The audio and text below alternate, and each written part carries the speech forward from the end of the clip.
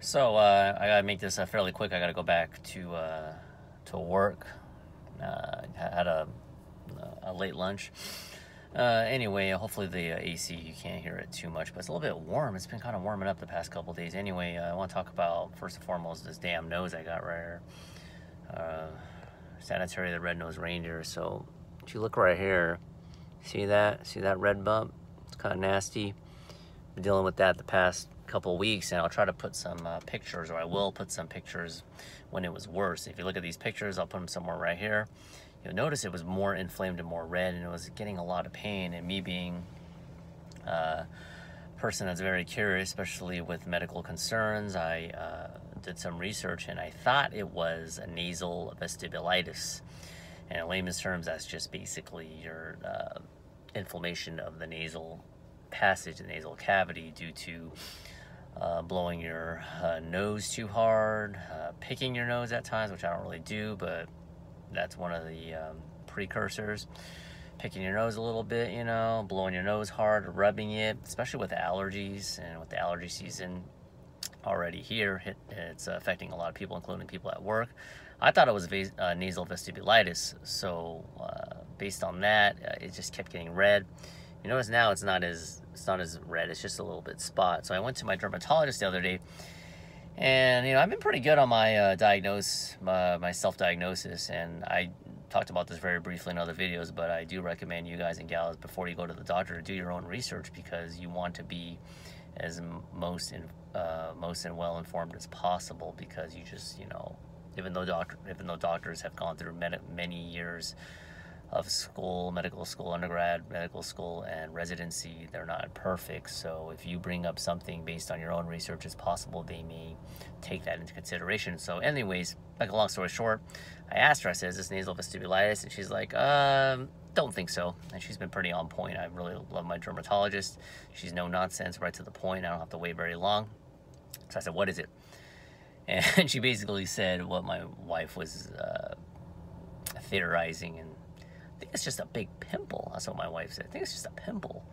I was like, why does it hurt though? Well, it's because it just, if you ever had a painful pimple,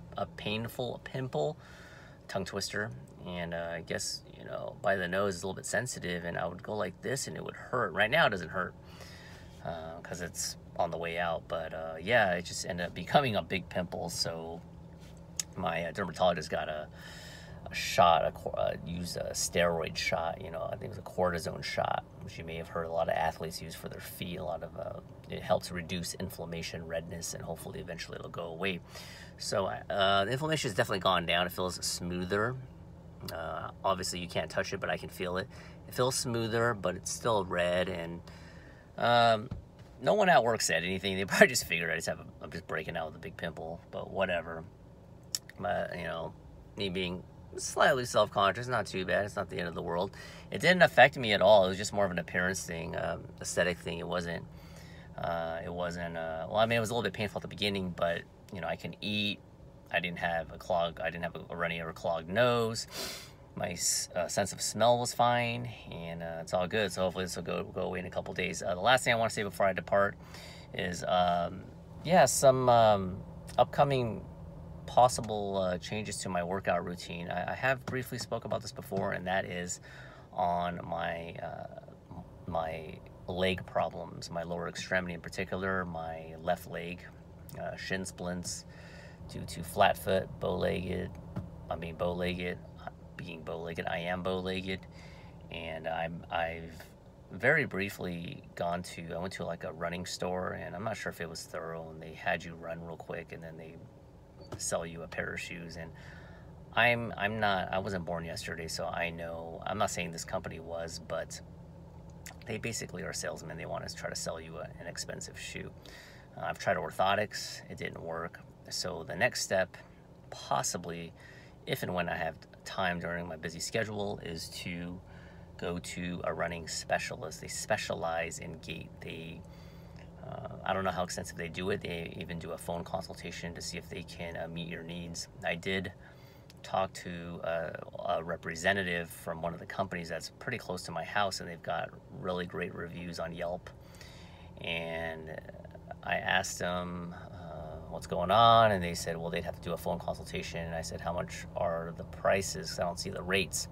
And she says that we don't disclose the rates on the website, which kind of gets me a little slightly worried, because but I can see from a business standpoint, they don't want to put the rates because it's going to scare people away. They kind of want to rope you in first, get you convinced to come in, because if and I don't know what the rate is, maybe it's probably a little bit expensive, but if I can get this specialist to figure out what the heck's going on with me and see if my running days are completely over, or is it just me needing to get the proper shoe and learn how to rerun. I have an inkling, I have a hunch that I may have to learn how to run. I heel strike, and I may have to learn how to run altogether. I caught a couple of videos on YouTube, so I may try that before I go to a specialist.